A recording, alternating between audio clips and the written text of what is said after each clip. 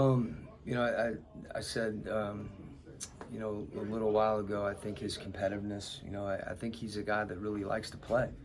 And, coupled with his talent offensively, I think that he's a guy that, although he can score, he's also thinking about his teammates. And, he's thrown himself into what we're doing. And I think, everybody respects that.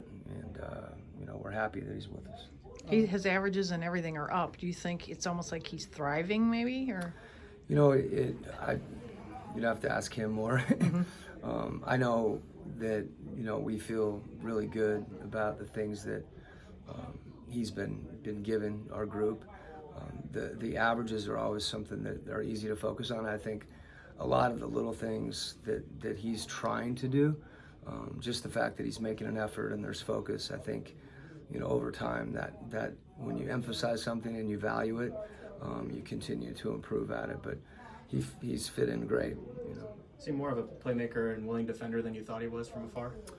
You try not to make assumptions about players. At least that's been something that's important to me until you really get to know him. It's hard not to notice his ability to score. When you do turn on, if you see a highlight or whatever, they usually don't show highlights of guys, pressuring the ball and shifting on defense. But I think, I would say that those things are important to him.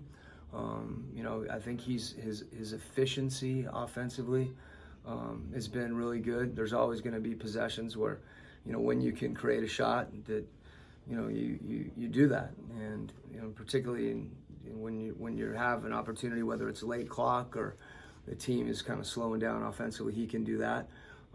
But you see a passion when he plays, and you see that even more when it's up close and you get a chance to look in his eyes and you see how he comes in the game, how he comes out of the game, and just how he competes. And I didn't have any preconceptions about that, but it's been fun to see him play that way. A lot of people talk about efficiency, but those rescue possessions, how important can those be, especially in situations where... That's a good word. I haven't heard that word. That's a good word for it. To rescue the coach. When you drop a bad play and it's inefficient, player makes a shot and everybody thinks you did something good. Those are big plays, particularly at certain points in the game. A lot of times the ball come back to a guy and they'll kind of get stuck with it with 3 or 4 seconds on the shot clock, and it's hard because the defense knows the shot clock as well, and you play pick and roll and they switch it. So, I think the ability to first rise up and shoot it. He gets good elevation on his shot where he can get it off, and then also the ability to put it on the floor and create. JB just got through saying that one of the things they had asked Jordan to do here was to kind of... JB had said this, you said? Yeah, JB said this about Jordan, that they had asked him to kind of step up on defense, take the next step. Just what Mike told us the other day about the challenges of going from one defensive system to the next. How have you seen Jordan kind of adjust on that end of the floor for you guys? Yeah, I think the main thing is kind of purposeful effort.